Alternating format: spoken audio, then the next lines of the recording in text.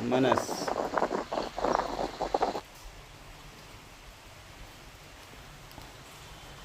मनस शब्द है। मनस में कितने अच हैं? दो अच्छे। दो अच हैं। तो म में एक और एक। नाम में एक। नाम में नाम एक। ये वाला ठीक है, व्हाइट वाला। हाँ ठीक है समझ। म में एक, न में एक। तो अंतिम अच कौन है? नौ का अंतिम अच्छे। नौ का अ। तो अचों के मध्य में जो अंतिम अच है, जैसे कि नौ का अ, वह आदि में है जिसके, जिस शब्द समूह के। समझिए अचों का मध्य में अंतिम अच मतलब क्या समझिए? अचों के दो मध्य में अच के मध्य में एक आ होना चाहिए। जो तीन कहाँ है? दो को भी ऐसे प्रयोग कर सकते हैं। यहाँ तो दो है ना, कहीं पे तीन आएंगे तो इसलिए ऐसे कह सकते हैं। तीन आएगा तो नहीं, तीन आएगा तो ठीक है, लेकिन इधर जब दो ही है, माँ है ना है, दो आ है, बस दो अच्छे है। तो अचों का मध्य में अंतिम अच कहाँ से आ रही है? तो अच दो तो है ना, दो में से भी निर्धारण कर रहे हैं ना, दो अचों के मध्य में। मध्य में अर्थात तो कुछ सोच रहे हैं शायद कि मध्य मतलब बीच में नहीं, बीच में नहीं मतलब नहीं नहीं, कितने सारे समूह में स्वामी जी ये कह रहे हैं कि शायद। तीन तीन में वो होते तो बोलते कि अचों के मध्य में, ऐसे कहते हैं। कह रहे कि दो में हाँ ऐसे क्यों कह रहे? नहीं, हाँ। दो में भी ऐसे प्रयोग करते हैं। अथवा ये जो सूत्र, दोनों में, बस दोनों में बोलना है, दोनों मध्य में नहीं है। दोनों के मध्य में मतलब दोनों के बीच में से एक को। इधर बीच में है, बीच में कैसा आएगा समझिए? दो ही है तो। बीच का मतलब दो दो के बीच में वाले को बीच में नहीं कहते हैं। हाँ ये अच्छा दो। कहने का है कि दोनों के मध्य में, मतलब मध्य में मतलब दोनों के बीच के, ऐसे बीच में होगा ऐसा नहीं। अच्छा जैसे आपको बोला जाए राम और श्याम है, हाँ तो आप ऐसे बोल सकते हैं कि दोनों के मध्य में आप किसको फल देना चाहते हैं। ये वाक्य गलत नहीं होगा, अच्छा। सही है। वो दो मध्य है। जी। तो दोनों में किसको देंगे ऐसे बोलने में, ये मध्य में थोड़ा सा लेकिन ये जो सूत्र कंफ्यूजन है होगा। ना वो व्यापक रूप से है, सिर्फ दो के लिए यहाँ नहीं कह रहे। सूत्र तो जो कह रहा है ना वो सभी के लिए कह रहे हैं। ओके। बहुत हो तो भी कहना है, दो होने के लिए भी कहेंगे और एक के लिए भी है। तो एक एक में भी यदि भी करेंगे तो होगा। एक में भी होगा तो कहेंगे अचो मध्य में। तो एक भी होगा, ऐसा तो निर्धारण करना है तो एक में नहीं हो सकता, क्योंकि निर्धारण अर्थ में षष्ठी है, तो दो या दो से। हम जो राम जो शब्द लिया गया है उसमें उसमें तो एक ही अच्छ है ना। राम जो बोले हैं जैसे राम, इसमें नहीं और एक नहीं है। नहीं नहीं, वहाँ तो दो है ना, रा में आ, हाँ अच्छा। म में अ। राम। जी जी तो होगा। तो जो भी होगा अंतिम अच, वह जी जी जी। आगे होगा जिस शब्द समूह के, उसकी क्या संज्ञा होगी? टी संज्ञा होगी। हुआ कंफर्म? लेकिन स्वामी जी रामा में तो उसके बाद और कुछ नहीं है शब्द। हाँ तो कोई बात नहीं, उसी की ही हो जाएगी। तो वहाँ और देखिए, तीन। तो वहाँ, ओके फिर समझ गया। तो फिर आप वहाँ ये पूछ सकते वो आगे है जिसके, ऐसे कैसे कह सकते जी। हैं?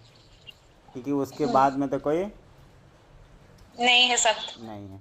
तो वो अंतिम में हो तो भी उसको आगे भी बोल सकते हैं, और एक को अंतिम भी बोल सकते हैं, और आदि भी बोल सकते हैं। व्याकरण में है, आगे अगले सूत्र में इसको स्पष्टीकरण कर देंगे, नहीं अंतादिवच्य सूत्र में। जैसे कि एक वर्ण है ना, इसको आदि भी बोल सकते हैं और अंत भी बोल सकते हैं। आद्यंतवद एकस्मिन एक सूत्र आता है आगे जाके, वहाँ कहते हैं कि एक में भी आदि और अंत वाला व्यवहार हो जाता है। जैसे एक बालक है जिसका, वो उसका बड़ा है कि छोटा है? जी। दोनों ही हैं। अभी है छोटा। दोनों ही, बड़ा भी छोटा भी है, बड़ा भी है वही। तो इसी प्रकार जो एक है वो आदि भी है, अंत भी है। तो वह आदि में है जिस शब्द से, चलो यहाँ नहीं है, लेकिन सूत्र की तो व्यापकता इतनी है कि हो तो भी टी संज्ञा होगी और नहीं होने पर भी, उसी को लेकर के कह रहे हैं। तो देखिए अचों के मध्य में जो अंतिम अच होगा वह आदि में हो जिस शब्द समूह के, उस शब्द समूह के टी संज्ञा। तो यहाँ पे मनस में अंतिम अच है न का अ, वह आगे है जिस शब्द समूह के। किस शब्द समूह के हैं? अस। तो उस अस की क्या संज्ञा होगी? टी संज्ञा। टी संज्ञा होगी। और जहाँ पे राम है एक वर्ण है,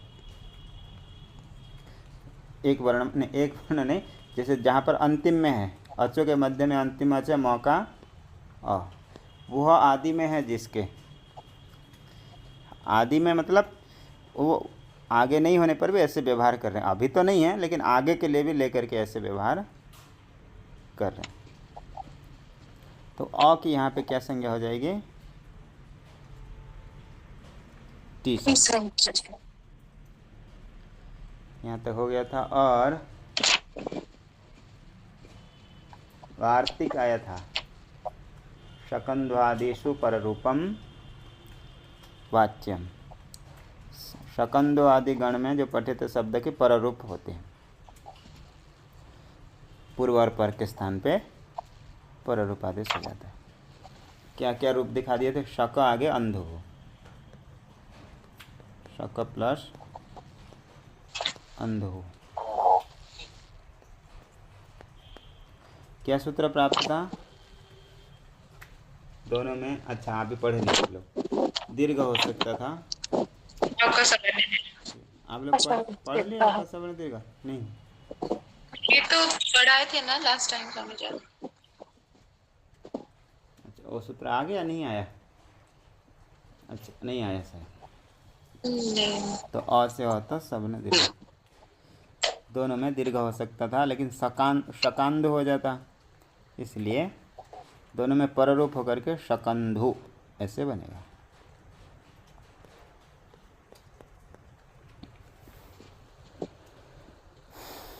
आगे स्वामी जी ये वार्तिक है ना? जी। तो यहाँ तक हो गया था। आकृति गणयम ऐसे शब्द आया था। आकृत्या स्वरूपेण गण्यते इति आकृति गण। ऐसा कोई शब्द मिले तो उसको समझ जाना कि उसी गण में जितने भी आए हैं, जैसे हलीसा, मनीषा, पतंजलि, मार्तंड, कुलटा, इस प्रकार जो भी शब्द आए हैं उन्हें गण में पररूप कर देना। ये हो गया सूत्र।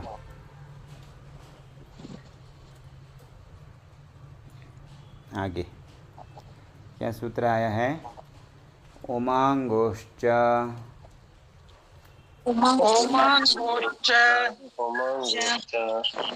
सूत्र आया है ना? पुस्तक तो निकाले नहीं है।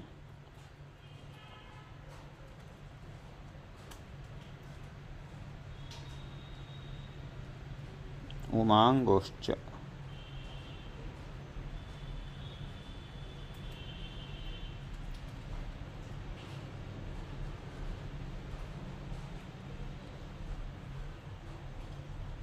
मार्तंड। उमांगोश्च, उमांगो हो आगे च।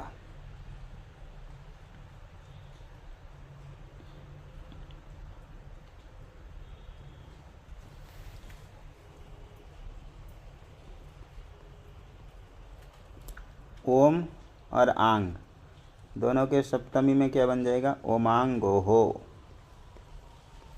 सप्तमी द्विवचन, द्विवचन, अर्थात ओम और ओम अथवा आंग पर में हो तो ओम अथवा आंग, आंग पर में हो तो सूत्र में क्या आ गया? च। पूर्व सूत्र से अनुवृत्ति हो जाएगी। इसका क्या नंबर है? एंगी प्ररूपम के बाद का ही है ये, देख लीजिए। 61 95 95। एंगी प्ररूपम का 94। क्या है, ऐसा है? तो देखिए, ओमांगोश्च, ओमांगोहो, तो सूत्र कैसे हो जाएगा? ओमांगोहो पररूपम,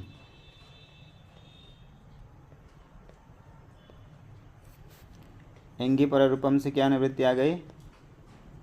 पररूपम। ओमांगोहो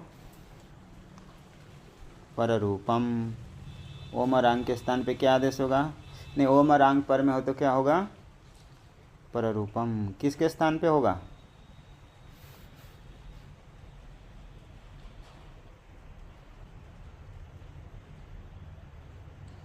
स्वामी जी, ओम ओम या आंक पर में हो तो पररूपम हो जाएगा। प्रश्न क्या है? एक का पूर्व पर स्थान में समझो। पूर्व परयो के अधिकार, एक पूर्व परयो, तो पूर्व परयो हो, ये अधिकार में है। जी स्वामी है जी। कहाँ से कहाँ तक? 1684 से 11111। 1111। जी, आगे पूर्व परयो हो, ओमांगो हो पूर्व रूपम, पूर्व परय हो। एक का पूर्व परयो, एक पररूप होगा, एक का पररूपम, एक पररूप होगा, एकम पररूपम, एक पररूप होगा। किसके स्थान पे? पूर्व परय हो, पूर्व और पर के स्थान पे। कब होगा? ओम और आंग पर में हो तो। और सूत्र से आत, आत गुण से किसकी अनुवृत्ति आ जाएगी? आत। अवर्ण से परे ओम अथवा आंग पर में हो तो एक पररूप आदेश होगा। अवर्ण से परे ओम अथवा आंग हो तो पूर्व और पर के स्थान पर एक पररूप आदेश होगा। सूत्र समझ में आया?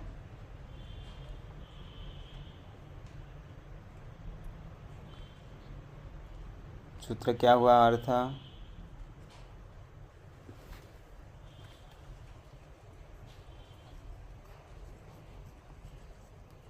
स्वामी जी, अवर्ण से परे ओम और आंग होने पर पूर्व और पर के स्थान पर पररूप क्या आदेश होगा? एक पररूप आदेश होगा।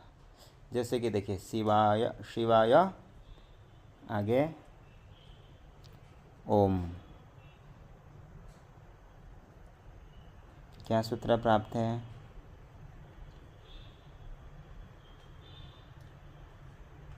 आध गुण लगेगा, है और वो है। आद गुण की चयवयावा,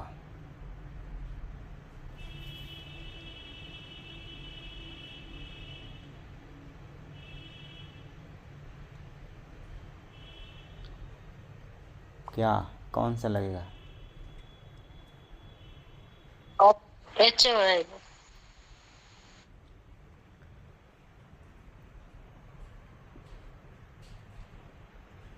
कैसे आद गुण आध गुण ही लगेगा नहीं? आद गुण लगेगा। देखिए, शिवाय आगे ओम, अवर्ण से परे अच्छा, एचवाय के लिए उल्टा करेंगे। ओम इधर होगा, एच इधर हो, पर में अच हो, तो क्या प्राप्त है? पहले आध गुण, उसके बाद कर लेगा वृद्धि ऋषि।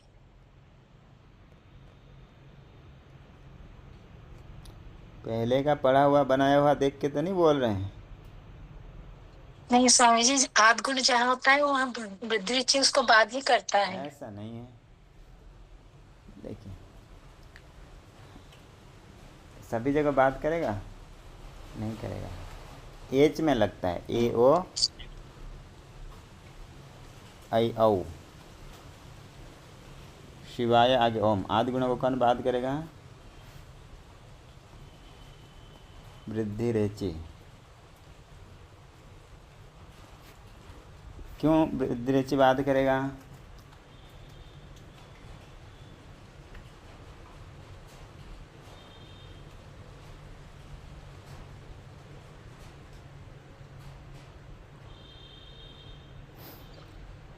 बताओ। अवर्ण के बाद एच है स्वामी जी। हाँ, पर में एच है, अवर्ण से परे एच है, इसलिए दोनों के स्थान पर एक वृद्धि हो सकती है, लेकिन उसको बात करेगा। ये सूत्र भी जो आया है, देखिए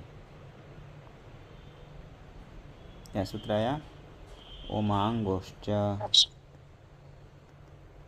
ओमांगोश्च। ओम और आंग पर में हो तो अवर्ण है, अ पर में कौन है? ओम। दोनों के स्थान पे क्या हो जाएगा? पररूप होगा। तो क्या बन जाएगा? शिवाय। दोनों के स्थान पे क्या होगा? पररूप कौन है? ओ। शिवाय आगे ओ मिला देंगे तो शिवायोम।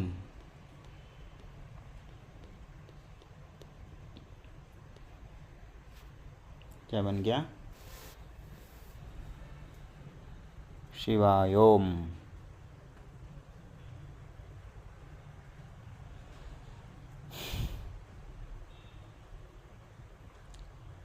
वृद्धि रेचि लगती तो क्या हो जाता है?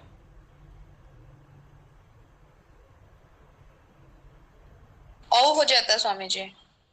शिवायोम हो जाता है, हाँ, लेकिन अभी क्या बना? शिवायोम। शिवायोम नमः।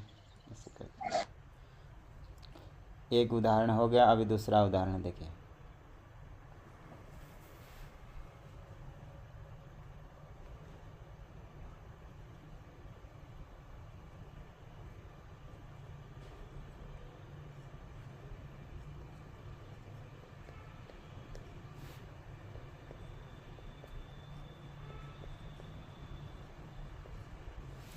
शिव प्लस आ प्लस ई।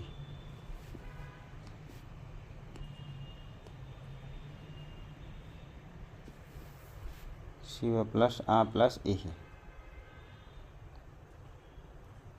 बोलिए क्या क्या सूत्र प्राप्त है?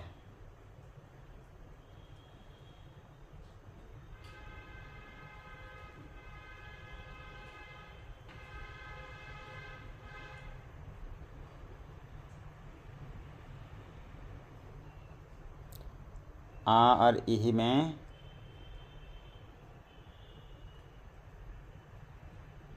आद गुण है। शिव और आ में अकह सवर्णे दीर्घ। दीर्घ। अभी ओमांगोश्च के बाद कौन सा सूत्र है? अंतादि बच्चा। उसके बाद सवर्ण अकह सवर्ण दीर्घ। हाँ, चले उसको पढ़ा देते हैं पहले। अकह सवर्णे दीर्घः। अकः सवर्णे दीर्घः। अकः सवर्णे दीर्घः।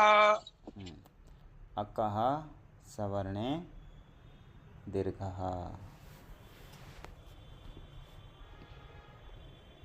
पहले इसको पढ़ा देते हैं, फिर उसको भी पढ़ा देते हैं। अकह पंचमी एक वचन, अक की पंचमी में बन जाएगी अकह सवर्णे सप्तमी एक वचन। इको अणचि का नंबर है 77 6177 77। वहाँ से अच्छी की अनुवृत्ति आ रही।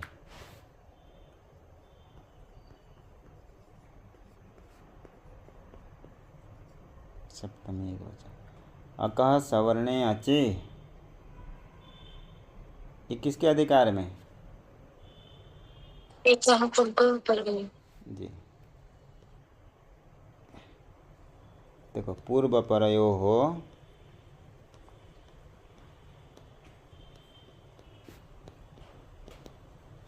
एक कहा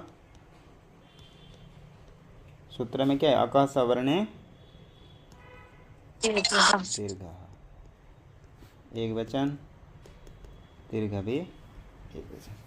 देखो सूत्र का अर्थ क्या होगा? अक से परे, यानी पूर्व में रहेगा अक।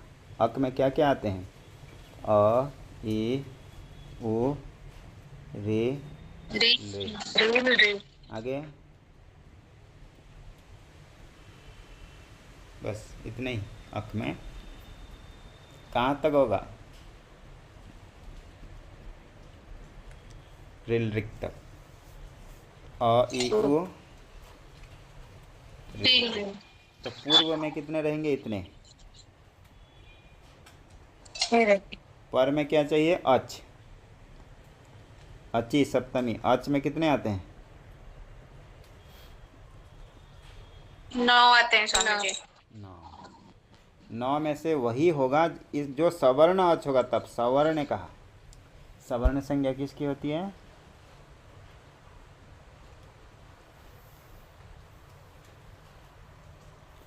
परस्पर में सवर्ण उच्चारण उच्चारण स्थान और प्रयत्न। उच्चारण स्थान जी, आभ्यंतर प्रयत्न और उच्चारण स्थान जिसके समान है। तो देखो, तो अ से परे सवर्ण संज्ञा कौन हो सकता है? अ अथवा आ हो तभी सवर्ण संज्ञा होगी। ई से परे ई होगी तभी सवर्ण संज्ञा। ऊ से परे ऊ होगी तब सवर्ण। री से परे री हो तो भी सवर्ण, री से परे री हो तो भी सवर्ण। ठीक है। रील रे वर्णमितः सावर्ण्यम वाच्यम। तो अक से परे अ, ई, उ, री से परे सवर्ण अच पर में हो तो पूर्व और पर के स्थान पर क्या हो जाएगा? जो अच है उसके दीर्घ आदेश हो जाएगा। उसका क्या होगा? दीर्घ। क्या उदाहरण दिया है? दैत्य प्लस अरिहि।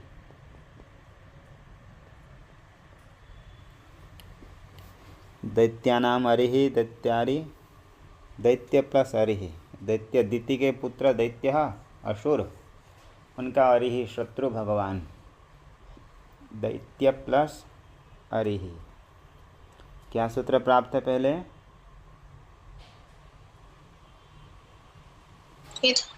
तो वही है ना सवर्ण।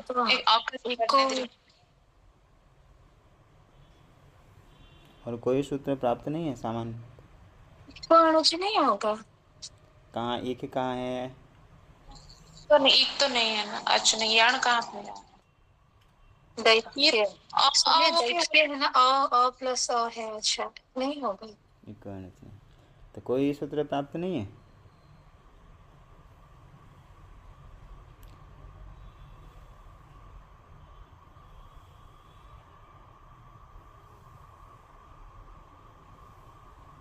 जल्दी जल्दी जल्दी जल्दी। अ वर्ण के बाद तो स्वामी जी अ है, तो ये आद नहीं। हाँ, आद गुण प्राप्त है पहले। जी अवर्ण से परे अच है। अ अच्छा तो आद गुण प्राप्त है, उसको बाद कर देगा। कौन? अकः सवर्णे। शायद एक दिन बता रहे थे आप लोगों को कि देखो आद गुणों के लिए कितने ही जगह लग सकता है, क्योंकि आद गुणों को बाद करने वाले कई जगह आ गए। तो देखना, अकः सवर्णे दीर्घ, अकः सवर्णे दीर्घ लग करके दैत्य प्लस अरिहि, तो दोनों के स्थान पे दीर्घ हो जाएगा। अ का और अ, ठीक है, दैत्य पर प्लस आ। तो क्या सूत्र लगेगा? अकस्मण दीर्घ के दोनों का दीर्घ क्या है? आ। दैत्य में हलंत, आगे आ, आगे रिही, दैत्यारिही। क्या बन गया? दैत्यारिही।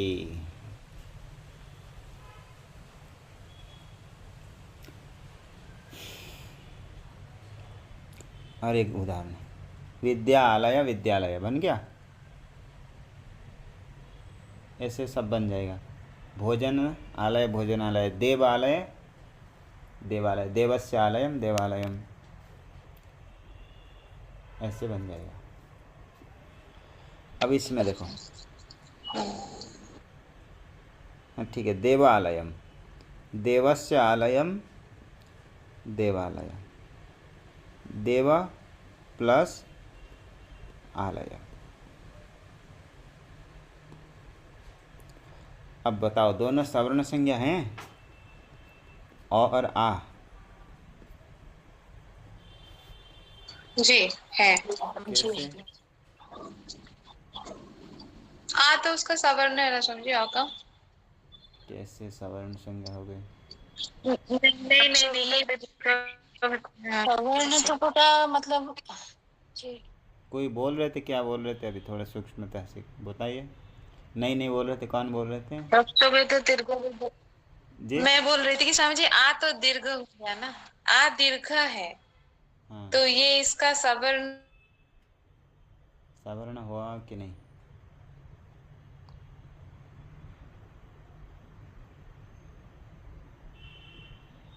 होगा ना। और ये आ जो है दीर्घ।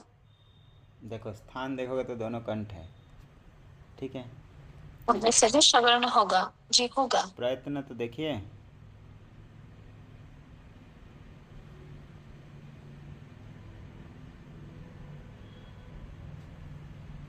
अ का क्या प्रयत्न है, आ का क्या प्रयत्न, क्या है? सवर्ण के लिए इतना क्यों सोचना है? स्थान और प्रयत्न देखना है। अ का तो समझिए कंठ है। हाँ, स्थान तो चलो दोनों का कंठ है, हाँ। प्रयत्न में आइए।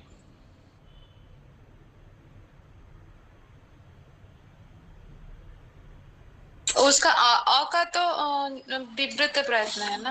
आ का भी आ का क्या है? आ का भी तो विवृत है स्वामी जी। जी जी, आ का भी विवृत है, लेकिन अ जी। का तो दो है। हाँ।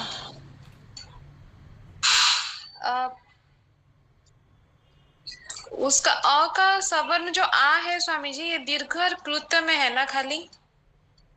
नहीं, अ का सवर्ण आ है, लेकिन चलो अभी वही उसी लिए तो पूछ रहे हैं कि अ का सवर्ण आ किस प्रकार से है, क्योंकि अ का प्रयत्न देखो और आ का प्रयत्न देखो। यदि अ का प्रयत्न विवृत है, आ का प्रयत्न विवृत है, तो ठीक है, स्पष्ट रूप से पता चल रहा है कि दोनों सवर्ण है, कोई बात नहीं। इतना ही है, हो गया। आगे, परंतु अ का और भी एक प्रयत्न है। उसका समृद्ध भी है ना स्वामी जी, ह्रस्व में। जी, अ का समृत है और आ का विवृत है। समृद्ध है। अ का समृत है, आ का विवृत है। यदि ऐसा कहेंगे तो दोनों में सवर्ण संज्ञा हो सकती है? नहीं हो सकती, क्योंकि प्रयत्न अलग अलग हो जाएंगे।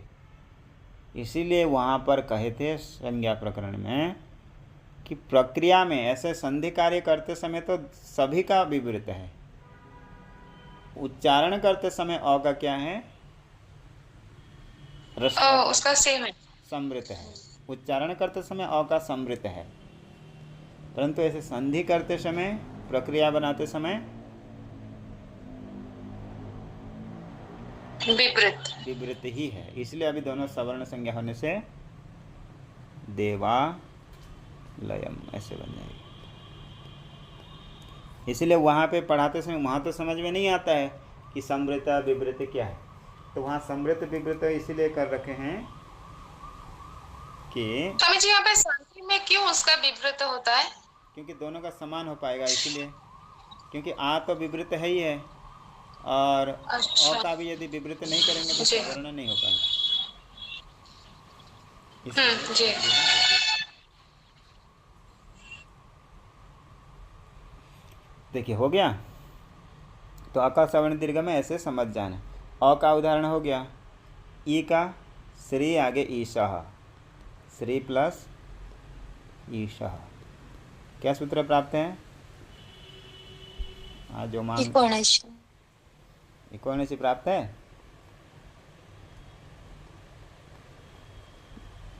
जी स्वामी जी। एक हाँ, श्री में ई है, इक पर में अच है, तो एक होने से प्राप्त है।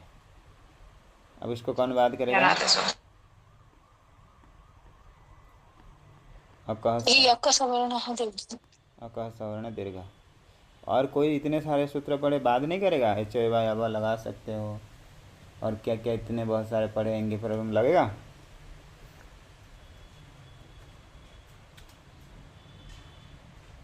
नहीं। जैसे नहीं यहाँ नहीं। पे आपको पूछें कि एच ए वाई अब लगेगा यहाँ पे? ये है ना, तो इसको होना चाहिए लगेगा, पाँच है बाद में, लेकिन पहले तो ये एच ए वाई अब लगेगा यहाँ पे? नहीं लगेगा स्वामी जी। हाँ, क्यों नहीं लगेगा? क्योंकि एच यहाँ पे नहीं है। नहीं हाँ, तो इसलिए ऐसे नहीं, देख के सोचना है, एक नहीं है। क्योंकि व्याकरण पढ़ते समय आगे जा कर के पूछते हैं क्या सूत्र लगा, तो जो ध्यान में आया वही सूत्र बोल देते हैं, कोई ना कोई तो लगेगा ही, ऐसा नहीं, निमित्त नहीं होगा तो नहीं लगेगा। तो देखो, श्री स विष्णु उदय, विष्णु आगे उदय, दीर्घ होकर के विष्णुदय।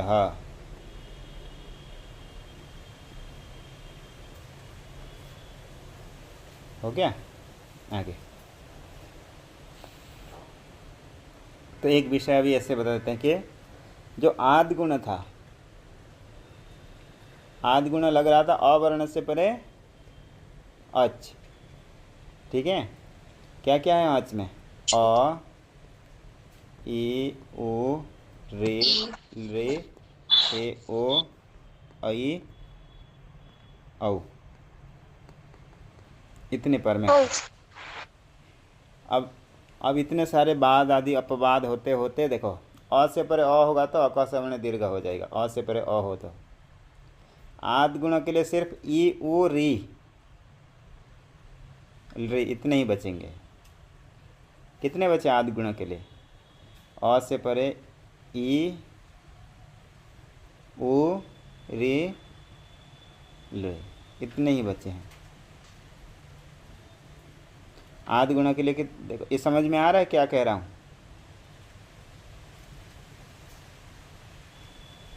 देखो पहले अ से परे अ हो तो सामान्यतः आदि गुणा प्राप्त था, लेकिन उसको बात करते अ सवर्ण दीर्घ। बाकी भी सब क्या कह रहे हैं? नहीं, मैं बोल रही हूँ कि लास्ट जो है वो वृद्धि रेचि में आ जाएगा ना स्वामी जी? हाँ, ये चार चले गए ए ओ वृद्धि रेचि में। जी। तो आदि गुणा कब लगाना है? अ से परे ई, उ, री, री, इतने होगा तो आंख बंद करके क्या लगाना है? आदि गुणा। यदि विशेष कहीं पे बाद होता होगा वो कार्य अलग है, लेकिन सामान्यतः इतने जगह पे ये आदि गुणा। अ से परे अ होगा तो अक सवर्ण दीर्घ, ई से परे ई होगा तो अक सवर्ण दीर्घ, उ से उ होगा तो अक सवर्ण दीर्घ, री से री हो तो अक सवर्ण दीर्घ, री और री हो तो भी अक सवर्ण दीर्घ। अ से परे ए, ओ, ऐ, औ ये होगा तो सामान्यतः वृद्धि रेचि, इतना प्राप्त होता है। लेकिन विशेष विशेष जगह पे जैसे इंगी पररूपम इत्यादि बाद हो गया, जहाँ पर धातु हो, उपसर्ग हो, वहाँ तो अलग। अब देखो, आप लोगों को कौन सा सूत्र पढ़ा रहे थे? ओमांग गोश्च। क्या करता है सूत्र?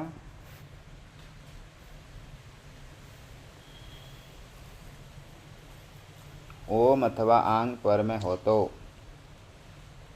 अवर्ण से परे, आवरण से परे ओम अथवा आंग पर में हो तो पर रूप आदेश होता है। उसमें पर के स्थान पर रूप एक आदेश होता है। उसका एक उदाहरण बना दिए थे शिवायोम। दूसरा उदाहरण क्या दिए थे अभी?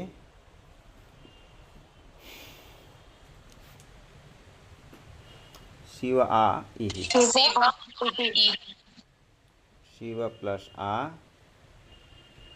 प्लस इहि।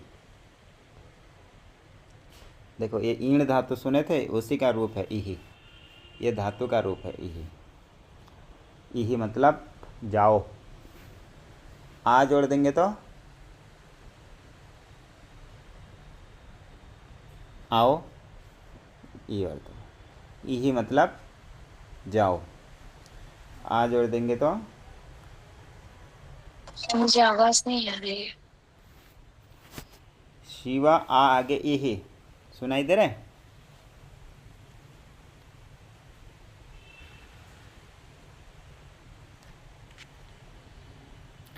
समाप्ति के समय पे ऐसे ही होता जी स्वामी जी, अभी सुनाई दिया।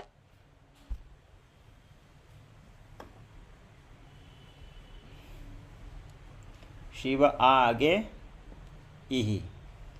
इहि मतलब ये धातु का रूप है, जाओ। आ जोड़ देंगे तो आओ, ऐसा अर्थ हो। तो शिव आ आगे इहि। तो दो सूत्र लग सकता है, क्या क्या? शिव में अ और इसमें आ, क्या सूत्र प्राप्त हो सकता है? अर्धगुण। सामान्यतः आद्गुण, उसको बात करके अकह सवर्णे। और एक जगह है आ और ई, यहाँ पर भी एक सूत्र प्राप्त है। यहाँ पे ये प्राप्त है आद्गुण।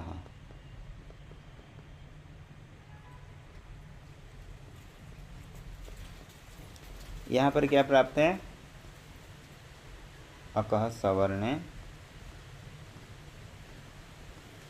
दीर्घ।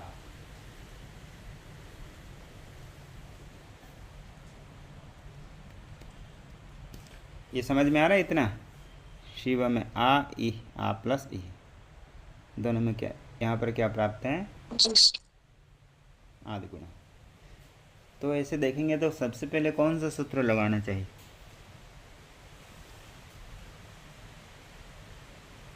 आगे आएगा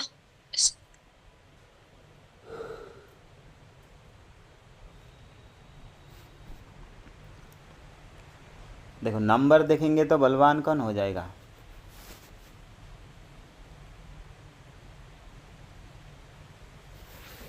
जल्दी जल्दी बोलिए, समय नहीं है, 5 मिनट है।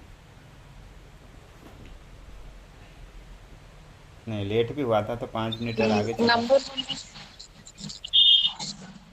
स्वामी जी नंबर बोले तो अका सवर्ण दीर्घ आएगा ना वैसे? हाँ, आद्गुणा 87 है आद्गुणा, है और ये है 100 ऐसा कुछ, ये 101 हाँ ऐसा कुछ है। तो पर वाला कौन हुआ? अका सवर्ण दीर्घ। अका सवर्ण दीर्घ। तो देखो पूर्व कौन हुआ?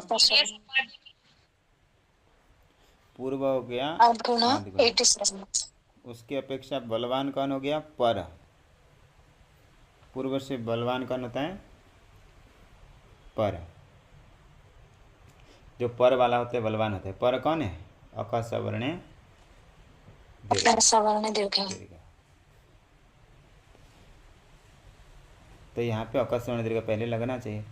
पर, लेकिन पर से बलवान कौन होता है? नित्य। नित्य से बलवान होता है अंतरंग।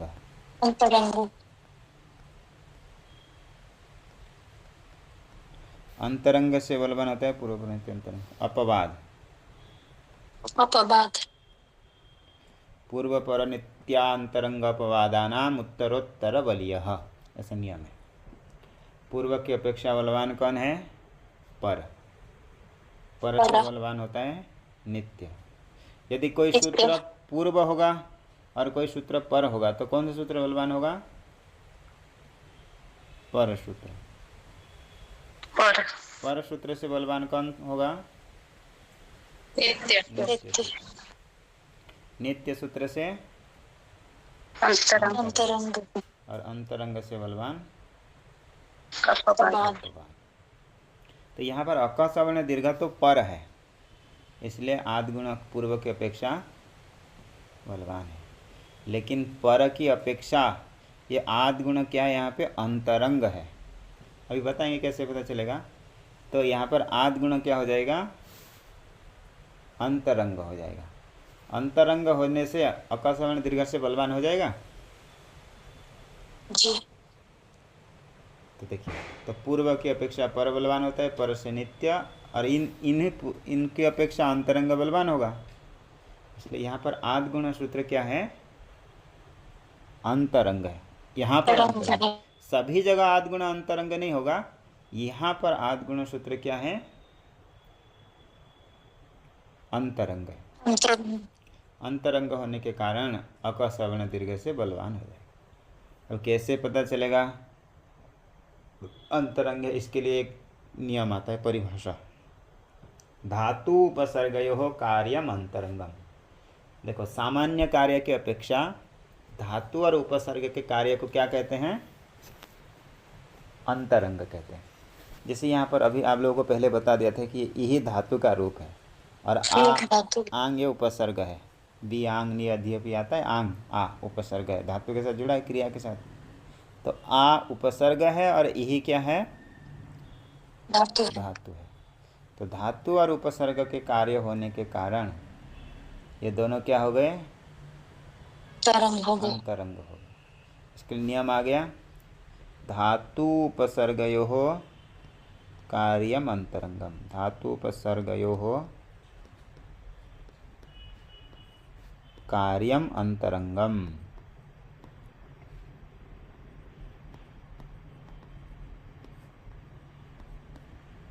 ये नियम हो गया, परिभाषा। इसी नियम के बल से बलवान कौन हो गया, आदि गुण सूत्र। नहीं, ये सूत्र ये बता दिया कि आदि गुण क्या है, अंतरंग है, क्योंकि धातु और उपसर्ग कार्य है।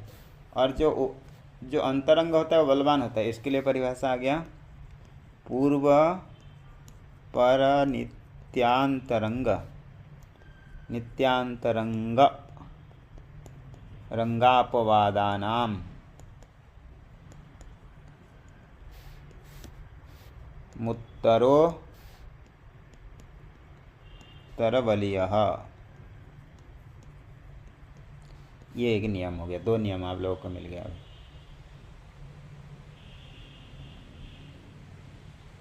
स्क्रीन दिख रहा है अभी कि ब्लैक हो गया है?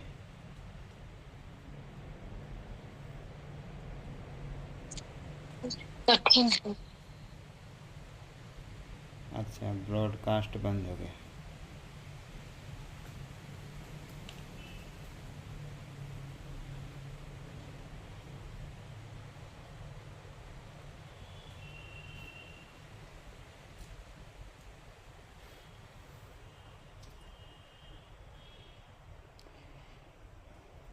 जी जी का एक पिक्चर पूरे ही बंद हो गए।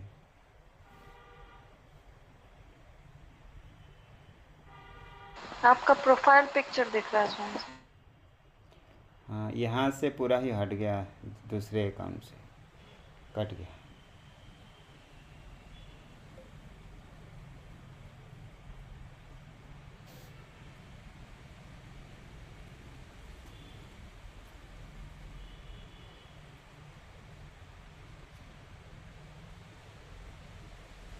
कटने के बाद भी दिख रहा था। अब तो देखिए, ये नियम हो गया, पूर्व पर नित्यांतरंग अपवादानाम उत्तरोत्तर बलिया। दिख रहा है अभी? नहीं दिख रहा है ना? स्क्रीन नहीं दिख रहा। अच्छा, वो नेटवर्क के कारण लेट है।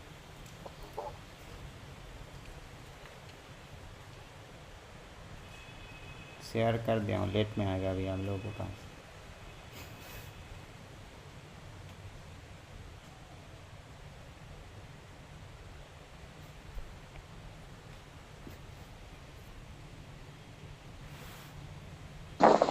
स्वामी जी आपकी आंख कैसी है अब? अब इसको बाद में, अभी देखिए तो धा, धातुपसर्गयोः, नहीं आया स्वामी जी अभी इसका। ऐसे तो मैंने शेयर कर दिया हूँ।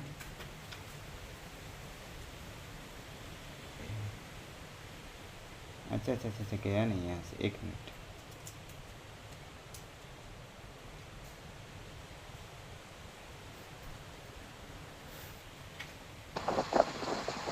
अब आ रही है, अब दिख रहा है। जी जी।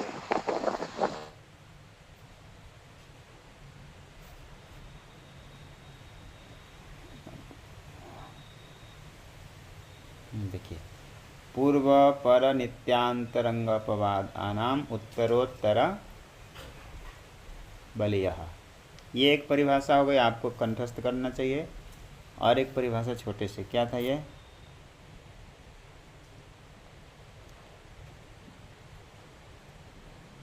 धातुपसर्गयोः कार्यम अंतरंगम।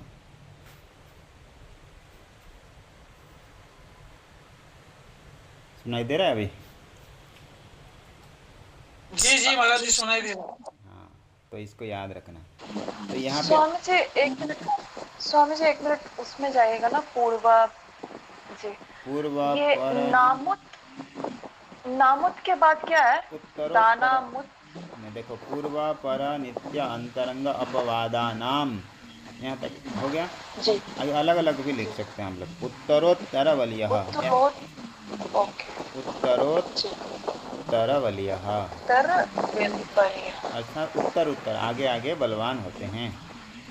पूर्व पर नित्यानंतरांग अपवाद उत्तरोत्तर बलियः, तरो उत्तरोत्तर बलियः। बलिया।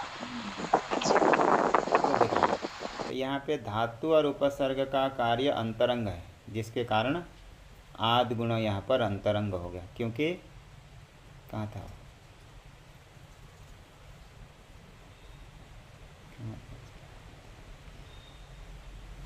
हाँ, यहाँ पे आदि गुण। उपसर्ग के बाद धातु था, हाँ, धातु तो है। आगे इही में ये दोनों अंतरंग है। क्योंकि आ उपसर्ग है, उपसर्गा क्रिया योग है, और इही ये धातु है, तो दोनों के कार्य होने से आदि गुण अंतरंग हुआ। और इसकी अपेक्षा अकस्म, तो बलवान कौन हो गया? आदि गुण। आदि गुण बलवान हो गया। क्यों बलवान हुआ?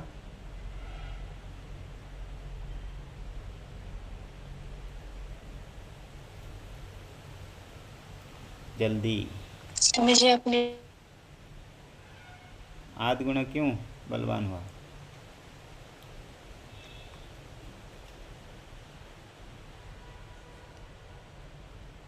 सुनाई दे रहा है? अभी